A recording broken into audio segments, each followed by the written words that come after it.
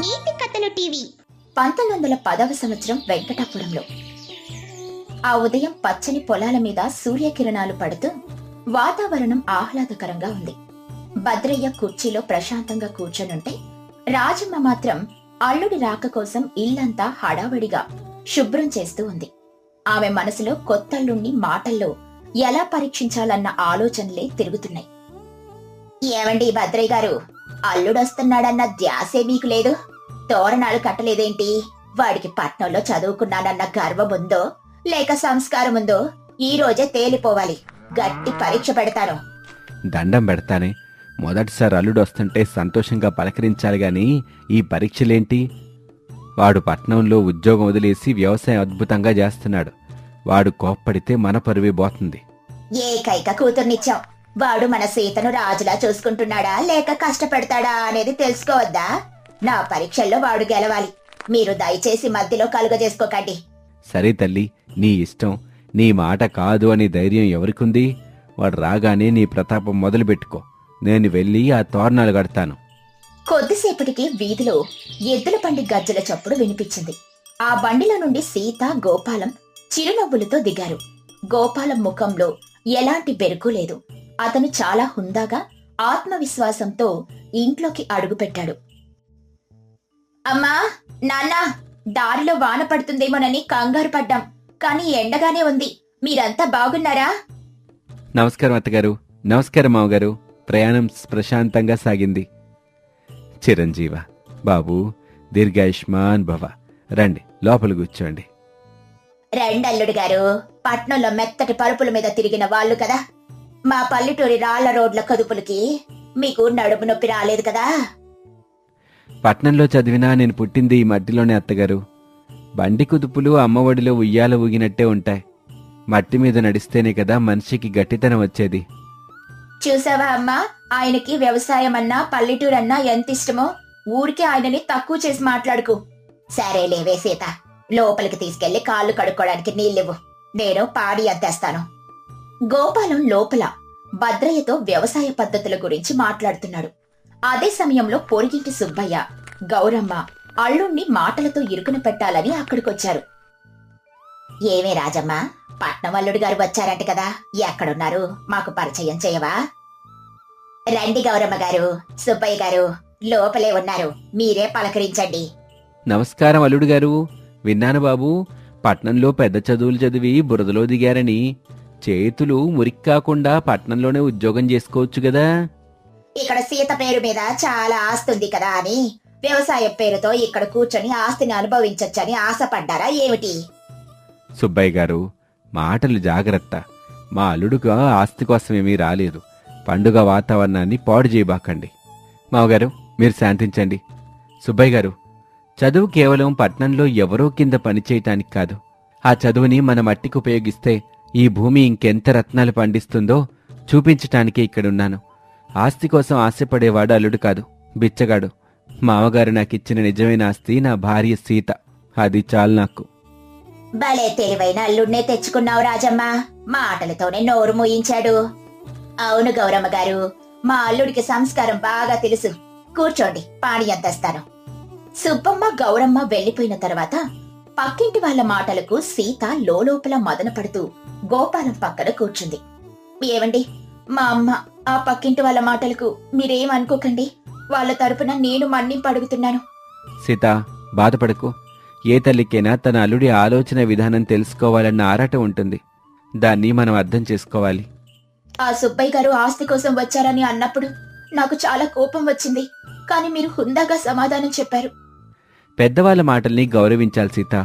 మన జవాబు వినయంగా ఉంటే వాళ్లే తమ తప్పు తెలుసుకుంటారు. పద, అత్తగారు భోజనానికి పిలుస్తున్నారు. భోజనాలకు అరుగు మీద అరిటాకులు వేశారు. రాజమ్మ అల్లుడి సహనాన్ని పరీక్షించడానికి మామిడికాయ పప్పులో ఉప్పుకు బదులు విపరీతమైన పంచదార, పాయసంలో పంచదారకు బదులు ఉప్పు కలిపింది. అల్లుడి గారు, మీకోసమే ప్రత్యేకంగా మామిడికాయ పప్పు చేశాను. బాగా తినండి. తినండి, మా అమ్మ పప్పు చాలా అద్భుతంగా చేస్తుంది. గోపాలం పప్పును నోట్లో పెట్టుకోగానే అది విపరీతమైన తీపిగా తగిలింది. అత్తగారు కావాలనే చేస్తుందని అర్థం చేసుకుని చిరునవ్వుతో ప్రశాంతంగా తిన్నాడు. ఏంటల్లుడు గారు, పప్పు ఎలా ఉంది? ఉప్పు కారం అన్నీ సరిపోయాయా? అద్భుతంగా ఉంది అత్తగారు. పుల్లగా ఉండే పప్పు మీ చేతి వంటలో తీయగా మారింది. మీరు ప్రేమతో వడ్డిస్తే అమృతం కూడా దీని ముందు తక్కువే అనిపిస్తుంది. సీత ఆశ్చర్యంగా ఆ పప్పును రుచి చూసి తీయగా ఉండడంతో షాక్ అయింది. కోపంగా తల్లి వైపు చూస్తుంటే గోపాలం కళ్ళతోనే ఆమెను వారించాడు. అల్లుడి గారు, భోజనం అయిపోయింది కదా, ఇదిగో నేను చేసిన ప్రత్యేకమైన సేమియా పాయసం తీసుకోండి. గోపాలం ఆ పాయసం నోట్లో పెట్టుకోగానే సముద్రం నీళ్లలా ఉప్పగా ఉంది. అయినా చిరునవ్వు చెదరనివ్వలేదు. అత్తగారు, ఈ పాయసం చాలా విశేషంగా ఉంది. పాలు పంచదార వేసి తీయగా చేస్తారు. కానీ మీరు ఇందులో ఇంకేదో ప్రత్యేకత కలిపినట్టున్నారు. ఏంటల్లుడు గారు, మీకు నచ్చలేదా? వంకలు పెడుతున్నారా? అలా అనకండి. మీ అమ్మ ప్రేమ ఎంత తీయగా ఉంటుందో పప్పు అలా ఉంది. మీలోని ఖచ్చితత్వం ఎంత ఉప్పగా ఉంటుందో ఈ పాయసం కూడా అంతే ఉప్పగా ఉంటుంది. తీపిని ఉప్పుని తారుమారు చేసే అధికారం మీ చేతుల్లోనే ఉంది. ఆ రెండింటినీ బ్యాలెన్స్ చేయడమే జీవితం అని ఒక గొప్ప పాఠం నేర్పించారు. చూసావా రాజమ్మ, నీ ఆటలు సాగో. అన్నంలో తప్పులెతక్కుండా ఆంతర్యాన్ని ఎంత హుందాగా చెప్పాలో చూడు. వాడు అరుదైన సంస్కారం ఉన్నాడు. అవునండి, నేను కావాలనే పరీక్ష కోసం అలా చేశాను. క్షమించండి అల్లుడు గారు. సీత, లోపల మీ నాన్న కోసం చేసిన అసలైన పాయసం కూరలు తీసుకొనిరా, అల్లుడికి వడ్డించు. భోజనాలు ముగిశాయి. సుబ్బయ్య మళ్ళీ అక్కడికొచ్చి గోపాలాన్ని రెచ్చగొట్టాలని చూశాడు. అల్లుడు గారు, మీకో ప్రశ్న. మీ పొలం పక్క రైతు కావాలని ఆ గట్టు కట్టి నీటిని అడ్డుకుంటే ఏం చేస్తారు? అతనితో గొడవకు దిగుతారా? సుబ్బయ్య గారు, మళ్ళీ మా అల్లుడిని ఇబ్బంది పెట్టాలని చూస్తున్నారా? ఈ ప్రశ్నలెందుకు? పర్లేదు అత్తగారు. సుబ్బయ్య గారు, నీటిని అడ్డుకుంటే కోపం వస్తుంది, కానీ పగ పెంచుకుంటే మనశ్శాంతి పోతుంది. నా పొలంలో ఒక చిన్న గుంట తవ్వి వర్షపు నీటిని నిల్వ చేసుకుంటాను. మన సమస్యకు మనమే పరిష్కారం వెతుక్కోవాలి, కానీ ఎదుటివారి మీద నిందలు వేయకూడదు. అద్భుతం బాబు, మిమ్మల్ని మాటల్లో చిక్కుల్లో పడేద్దామని అడిగాను, కానీ మీరిచ్చిన సమాధానం నాకే కనువిప్పు. గోపాలం సమాధానం విన్న రాజమ్మ హృదయం ఆనందంతో నిండిపోయింది. ఎన్నో పరీక్షలు పెట్టినా చిరునవ్వుతో ఎదుర్కొన్న తన అల్లుడి గొప్పతనాన్ని ఆమె మనస్ఫూర్తిగా అంగీకరించింది. అల్లుడి గారు, నేను ఓడిపోయాను. మీ విజ్ఞానం వినయం ముందు నా పరీక్షలు చిన్నబోయాయి. నా కూతుర్ని సరైన బాధ్యత గల మనిషి చేతిలో పెట్టానని నాకు నమ్మకం కుదిరింది. నన్ను క్షమించండి. అయ్యో పెద్దవారు, మీరు క్షమాపణ అడగకూడదు. ఏ తల్లికైనా పిల్లల మంచి కోసమే పరీక్షలు పెడతారు. నాకు మాత్రం కోపం లేదు. మీరు నన్ను కొడుకులా స్వీకరించారు, అదే నాకు చాలు. శభాష్ బాబు, రాజమ్మను ఒప్పించటం మామూలు విషయం కాదు. ఈ రోజు నుండి ఈ ఇల్లు నీది, ఇక్కడి మనుషులు నీ వాళ్ళు. నిజమే రాజమ్మ, ఇలాంటి అల్లుడు దొరకడం మీ అదృష్టం. సీత జీవితం చాలా ప్రశాంతంగా సాగుతుంది. అత్తగారు పెట్టిన ప్రతి కఠినమైన పరీక్షను గోపాలం తన బుద్ధి బలంతో, సహనంతో ఎదుర్కొన్నాడు. ఒక మనిషి గొప్పతనం ఆవేశంలో కాదు, క్లిష్ట సమయంలో చూపించే ప్రశాంతతలో ఉంటుందని నిరూపించాడు. రాజమ్మ తన అల్లుణ్ణి సొంత కొడుకులా గౌరవించింది. ఆ అత్తగారింట్లో పండుగ వాతావరణం సంతోషంగా మొదలైంది. ఈ కథలోని నీతేంటంటే, ఏ సమస్యనైనా కోపంతో కాకుండా వివేకంతో, సహనంతో ఎదుర్కొంటే పరిస్థితిని మనకు అనుకూలంగా మార్చుకోవచ్చు. బంధాలను ఎల్లప్పుడూ నిలబెట్టేది అహంకారం కాదు, ప్రేమ మాత్రం. గోదావరి జిల్లాలోని వెంకటాపురంలో ఉక్కపోత మామూలుగా లేదు. పగలుపూట గోడలు కాలిపోయి రాత్రికి ఆ వేడిని లోపలికి వదులుతున్నాయి. రామచంద్రం, పార్వతమ్మ దంపతుల పెంకుటిల్లు వేడికి రగిలిపోతుంది. రాత్రి 8 గంటల సమయం. విద్యుత్ సరఫరా ఆగిపోయింది. ఓసేయ్ పార్వతి, ఈ ఉక్కపోత భరించటం నా వల్ల కాదే. ఒంట్లో ఉన్న నీరంతా చెమట రూపంలో బయటకొచ్చేస్తుంది. ఇంట్లో ఇలాగే ఉంటే ఉడికిపోయిన బంగాళదుంపలా తయారయ్యేలా ఉన్నాను. ఎవరైనా నన్ను చూస్తే మనిషి అనుకోరు, చెమటతో తడిసిన దుస్తుల మూట అనుకుంటారు. అదేంటండి అలా అంటారు? నేను మాత్రం మంచు గదిలో కూర్చున్నానా? సాయంత్రం పొయ్యి దగ్గర వంట చేస్తుంటే నా ప్రాణం సగం అయిపోయింది. ఈ పంక గాలి కన్నా పొయ్యమంటే నయం. వంటగదిలో ఉంటే కుక్కర్లలో ఉడుకుతున్న పప్పులా తయారైంది నా పరిస్థితి. మీరైనా కనీసం వరండాలో కూర్చున్నారు. నా బాధ ఎవరికి చెప్పుకోవాలి? అందుకే చెప్తున్నాను, ఆ మంచాలు కాస్త ఆరుబయట మన వేప చెట్టు కింద వేయివే. ఈ రాత్రికి ఆరుబయటే నిద్రపోదాం. కాస్తైన గాలాడుతుంది, 4 చుక్కల చెమటైనా ఆరుతుంది. అలాగేనండి. నేను సాయంత్రమే 6 బయట కల్లాపి చల్లాను. నేల చల్లబడింది. మంచాలేసి దోమతెరలు కడతాను. మీరు కాస్త ఆ వేప మండలు విరిచి పక్కన పెట్టండి, దోమలు రాకుండా ఉంటాయి. సరేలేవే, కాని ఇరుగు పొరుగు వాళ్ళేమనుకుంటారు? మన వయసు వాళ్ళు ఇలా ఆరుబయట పడుకుంటే వింతగా చూడరు? ఎవరు చూస్తారు? ఊళ్ళో సగం మంది ఇళ్ల ముందు చాపలేసుకుని పడుకునేవారే. ఈ వేడికి పరుగులు మర్యాదలు ఎవరికి కావాలండి? ముందు ప్రాణం దక్కాలి కదా. పార్వతమ్మ మంచాలు బయటకు లాగుతూ ఉండగా పక్క గోడ అవతల నుండి పొరుగువాడు శివయ్య, అతని భార్య కాంతమ్మల గొంతు వినిపించింది. ఏంటి రామచంద్రం గారు, రాత్రికి ఆరు బయట మకం పెడుతున్నారా? మంచాల చప్పుడు గట్టిగా వినిపిస్తుంది. అవును శివయ్య గారు, ఇంట్లో ఉంటే చెమటలకే స్నానం చేసేలా ఉన్నాం. ఈ చెట్టు కింద అయితే కాస్త ప్రశాంతంగా నిద్రపట్టుద్దని బయటకొచ్చాం. మీరు రావచ్చుగా ఆరు బయటికి. నిజమే రామచంద్రం గారు, అయినా ఇప్పుడు ఈ దోమలు దొంగల భయంతో జనాలు ఆరు బయట పడుకోవడమే మానేశారు. నాకైతే ఎట్లాంటి భయమూ లేదు. ఎవడైనా దొంగ నా ఇంటి వైపు చూస్తే వాడి పని గోవిందే. కానీ మా ఆవిడ కాంతమ్మకే కొంచెం భయం ఎక్కువ, అందుకే లోపలే పడుకుంటున్నాం. కాంతమ్మ గోడవతల నుండి గట్టిగా, ఓ శ్రీ దొంపదేగా, నా మీదకు నెట్టేస్తున్నారా? నిన్న రాత్రి పెరట్లో కొబ్బరి మట్ట కింద పడితేనే ఎవడో నా మీదకి వస్తున్నాడని గజగజ వణికిపోయారు. ఇప్పుడు ఊరందరికి ధైర్యం చెబుతున్నారా? మీ ధైర్యం గురించి రామచంద్రం గారికి తెలియనిదే? పార్వతమ్మ నవ్వుతూ, సరేలేండి శివయ్య గారు, మీ ధైర్యం గురించి ఊరందరికీ తెలుసు. మొన్న రాత్రి వంటగదిలో పిల్లరిస్తే దొంగొచ్చాడని భయపడి మీరు అరిచిన అరుపులకు ఊరంతా నిద్రలేచింది. శివయ్య నసుగుతూ, అది పిల్లని నాకు ముందే తెలుసమ్మా. కావాలని అలా అన్నాను. నా గొంతు వింటే దొంగలకైనా వణుకు పుట్టాలని నా ఉద్దేశం. పైగా ఆ చీకట్లో పిల్లి కళ్ళు మెరుస్తుంటే ఎవరికైనా ఒక క్షణం భయమేసుద్దిగా. అవునవును, ఆ పిల్లి మీ అరుపులకు భయపడి 3 ఇళ్ళు దాటిపోయి ఉంటుంది. ఇంకా దొంగల గురించి మాట్లాడకండి, పడుకోండి. సరే మీరెళ్ళి నిద్రపోండి శివయ్య గారు, మేం కూడా పడుకుంటాం. వాతావరణం కాస్త చల్లబడ్డట్టుంది. రాత్రి 10 దాటింది. ఊరంతా నిశ్శబ్దం. ఆకాశంలో నక్షత్రాలు మినుకుమినుకుమంటున్నాయి. పార్వతమ్మకు అప్పటికే గాఢ నిద్ర పట్టింది. రామచంద్రం కూడా పాత జ్ఞాపకాలను నెమరి వేసుకుంటూ మెల్లగా నిద్రలోకి జారుకున్నాడు. అర్ధరాత్రి 12 గంటలు దాటింది. వీధి దీపాలు ఆరిపోయాయి. ఊరంతా గాఢాంధకారంలో మునిగిపోయింది. అకస్మాత్తుగా రామచంద్రంకు మెలకు వచ్చింది. గొంతు ఎండుకుపోవడంతో కుండల నుండి నీళ్లు తాగుదామని లేచాడు. అప్పుడే మామిడి చెట్టు వైపు నుండి అలికిడి వినిపించింది. ఖచ్ ఖచ్ పెలపెల. రామచంద్రం మనసులో, ఏంటిది, గాలస్తలేదు, కానీ మామిడాకులు కదులుతున్నాయేంటి? ఏదైనా జంతువా లేక ఎవరైనా మనిషా? రామచంద్రం భయంగా పార్వతమ్మను తట్టి లేపాడు. రామచంద్రం గుసగుసగా, ఏమేవ్ పార్వతి, లేవే, త్వరగాలే. పార్వతమ్మ నిద్రమత్తులో విసుగ్గా, ఏంటండి ఈ అర్ధరాత్రి పూట నిద్ర పాడు చేస్తున్నారు? ఏమైంది? దోమలు కొడుతున్నాయా? షూ, గట్టిగా మాట్లాడుకో. అక్కడ చెట్టు దగ్గర ఎవరో ఉన్నట్టున్నారు. అలికిడి వినిపిస్తుంది. అడుగుల చప్పుడు కూడా వస్తుంది. బహుశా దొంగేమో. పార్వతమ్మ కళ్ళు పెద్దవి చేసి చీకట్లోకి చూస్తూ, అమ్మో, అవునండి, నిజంగానే చెట్టు వెనుక ఒక పెద్ద నీడ కదులుతోంది. కానీ అదేంటండి, వాడి తల అంత పెద్దగా ఉంది. దొంగ కాదు, ఇంకేదోలాగా ఉంది. నాకైతే చేతులు కాళ్ళు వణికిపోతున్నాయి. నువ్వు కంగారు పడకు, నేనున్నానుగా. వాడు దొంగో దెయ్యమో ఇప్పుడే తేలుస్తాను.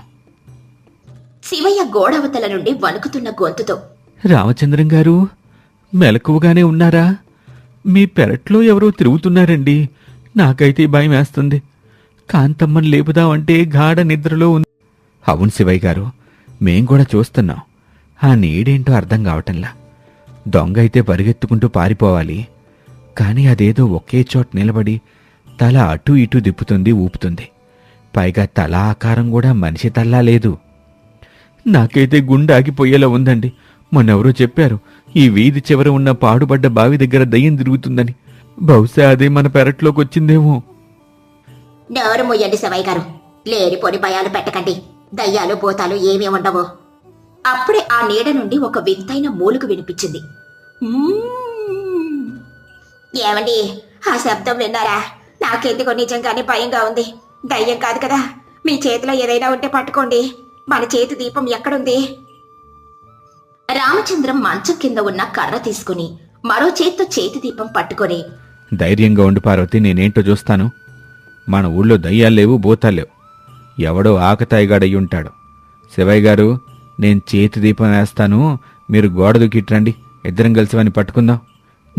నేనా? నా కాలు కొంచెం నొప్పిగా ఉందండి. నిన్నెక్కడో గట్టి మీద నుంచి జారి బెనికింది. మీరు ముందెళ్ళండి, నేను వెనక నుంచి వస్తాను.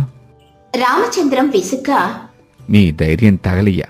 ఆపదొస్తే అడుగు ముందుకేయరు గాని మాటలు మాత్రం కోటలు దాటతాయి. మీరేం రాకండి, నేనే చూసుకుంటాను. ఎవడైనా నా దెబ్బకు పడాల్సిందే. ఈ రామచంద్రన్ చేతి కర్ర రుచి చూపిస్తాను. రామచంద్రం మెల్లగా అడుగులు వేస్తూ మామిడి చెట్టు వైపు వెళ్ళాడు. గుండె వేగంగా కొట్టుకుంటుంది, కాని ముఖంలో గాంభీర్యం ప్రదర్శిస్తూ ముందుకు సాగాడు. ఒక్కసారిగా చేతి దీపం వెలిగించి ఆ నీడ మీదకు వెలుతురు విసిరాడు. ఎవడరాకడా? కదలకుండా చేతులు పైకెత్తు. కర్రతో ఒక్కటిచ్చానంటే పళ్ళు రాలిపోతాయి. ఎవరింట్లోకి వచ్చావో తెలుసా? చేతి దీపం వెలుతురు పడగానే అక్కడున్న దృశ్యం చూసి రామచంద్రం, పార్వతమ్మ ఒక్కసారిగా పగలబడి నవ్వడం ప్రారంభించారు. గోడ దూకాలా వద్దా అని ఆలోచిస్తున్న శివయ్య కూడా ఆ దృశ్యాన్ని చూసి గట్టిగా నవ్వాడు. అక్కడ దొంగ లేడు, దయ్యమూ లేదు. ఉన్నది వాళ్ళ ఊరి కుర్రాడు. రామచంద్రంకు వరుసకు అల్లుడైన 25 ఏళ్ల సూరి. వాడు భోజన ప్రియుడు. వాడి తల ఒక పెద్ద మట్టి జాడిలో ఇరుక్కుపోయింది. వాడు 2 చేతులతో ఆ జాడిని లాక్కోడానికి నానా తంటాలు పడుతున్నాడు. సూరి జాడి లోపలి నుండి, బాబాయ్, కొట్టకు బాబాయ్, నేనే. ఒరే సూరి, ఏంట్రా ఈ అవతారం? అర్ధరాత్రి పూట ఆవకాయ దొంగతనానికి వచ్చావా? దొంగతనం చేయడానికి కూడా ఓ పద్ధతి ఉంటుంది కదరా. నీ తల జాడిలో ఎట్ట ఇరుక్కుందిరా? చూస్తుంటే నవ్వాలో ఏడవాలో కూడా అర్థం కావటంలా. అయ్యో బాబాయ్, నవ్విన నాపచనే పండుతుంది గాని ముందు ఈ జాడి తీయండి. ఊపిరాడట్లేదు. ఆవకాయ ఘాటుకి కళ్ళు ముక్కు మండిపోతున్నాయి. నా ప్రాణం పోయేలా ఉంది. రామచంద్రం గోడ దూకి వచ్చిన శివయ్య కలిసి నవ్వుతూనే నెమ్మదిగా ఆ జాడిని వాడి తల నుండి బయటికి లాగారు. సూరి ముఖమంతా ఆవకాయ కారం, నూనె అంటుకుని ఎర్రగా ఉంది. వాడు కళ్ళు నులుముకుంటూ దీనంగా నిలబడ్డాడు. ఏమిట్రా సూరి, మీ ఇంట్లో ఆవకాయ లేదా? నా మామిడికాయ జాడికి కన్నం వేద్దామని అనుకున్నావా? అసలు తల అందులో ఎందుకు పెట్టావురా? చేతితో తీసుకోవచ్చు కదా. సూరి కళ్ళు తుడుచుకుంటూ, అది కాదత్తా, నిన్న పగలు నువ్వు కొత్త ఆవకాయ కలిపినప్పుడు ఆ సువాసన గాలికి మా ఇంటి వరకు వచ్చింది. ఆ ఆవగింజల ఘాటు, ఆ నువ్వుల్లోని వాసన తగులుతుంటేనే నా నోరు ఊరిపోయింది. మా అమ్మని అడిగితే ఇప్పుడే తినకూడదు, వారం రోజులు ఊరాలి, అప్పుడే రుచి వస్తుందని చెప్పింది. నాకు ఆ వాసన పీల్చాక నిద్రపట్ల. అందుకే రాత్రిపూట ఎవరికి తెలియకుండా ఓ 2 ముక్కలు తిందామని గోడ దూకొచ్చాను. సరేరా అబ్బాయి, ముక్కలు తీయడానికి చేతి వేలు పెట్టాలి గాని తలకాయ పెట్టావేంట్రా? నీకేమైనా మతిపోయిందా? చీకట్లో ముక్కలు ఎక్కడున్నాయో కనపడలేదు శివయ్య మావయ్య. ఆవకాయ జాడి అడుగునుందేమోనని వాసన చూస్తూ తల కాస్త లోపలికి పెట్టాను. అంతే, తిరిగి తీసేటప్పుడు నా 2 చెవులు జాడి అంచుల దగ్గర ఇరుక్కుపోయినాయి. అప్పటి నుంచి దాంతోటే కుస్తీ పడుతున్నాను. గట్టిగా లాగితే జాడి పగిలిపోయి చప్పుడు అవుద్దని నెమ్మదిగా లాగుతున్నాను. దయచేసి మా అమ్మకు మాత్రం చెప్పకండి అత్తయ్య, నా పరువు పోతుంది. ఊరంతా నన్ను ఆవకాయ దొంగ అంటారు. రామచంద్రం నవ్వుతూ, నువ్వు చేసిన పనికి నీకు గట్టి శిక్ష పడాల్సిందేరా సూరి. ఊరికే వదిలిపెడితే రేపు మా ఇంట్లో బియ్యం బస్తాల్లో కూడా ఇలాగే తలబెడతావు. సూరి భయంగా చేతులు కట్టుకుని, ఏంటి బాబాయ్ శిక్ష? ఊరందరికీ చెప్పేస్తారా? మా అమ్మకు తెలిస్తే రేపటి నుంచి ఇంట్లో అన్నం పెట్టదు. లేదులే, రేపు ఉదయం నా పాత తొక్కుడు బండి చక్రానికి చిల్లుబడింది. దానికి నువ్వే స్వయం గతుకేయించాలి. దానికయ్యే ఖర్చు కూడా నీ జేబులో నుంచి నువ్వే పెట్టుకోవాలి. అంతేకాదు, ఈ ఆవకాయ ముక్కలు నీతో పాటే నేను, శివయ్య గారు కూడా తింటాం. ఈ రాత్రికి ఇక్కడే ఆరు బయట మనందరం కొత్త ఆవకాయ రుచి చూడాలి. అదే నీకు శిక్ష. భలే చెప్పారు రామచంద్రం గారు. ఈ రాత్రికి మాకు పట్టిన భయాలన్నీ పోవాలంటే కాస్త ఆవకాయ కారం పడాల్సిందే. ఆ దెయ్యం భయం పోయి ప్రాణాలు కుదురుపడ్డాయి. పార్వతమ్మ లోపలికెళ్లి కంచాలు నీళ్ల చెంబు తీసుకొచ్చింది. నలుగురు ఆ వేప చెట్టు కింద వెన్నెల వెలుగులో చాప వేసుకుని కూర్చున్నారు. తలా ఒక ఆవకాయ ముక్కను చేతిలో పట్టుకున్నారు. వేప చెట్టు ఆకుల మధ్య నుండి వస్తూ వెన్నెల వారి ముఖాలపై పడుతుంది. ఏదైనా చెప్పు పార్వతి, ఎండాకాలంలో ఆరు బయట నిద్రపోతే వచ్చే మజానే వేరు. ఓ పక్క చల్లటి గాలి, మరో పక్క ఆకాశంలో వెన్నెల. అందులోనూ ఇలాంటి నవ్వుల అనుభవాలు ఎదురైతే జీవితాంతం గుర్తుండిపోతాయి. ఈ ఆవకాయ ఘాటికి సూరిగాడి అవతారానికి సరిగ్గా సరిపోయింది.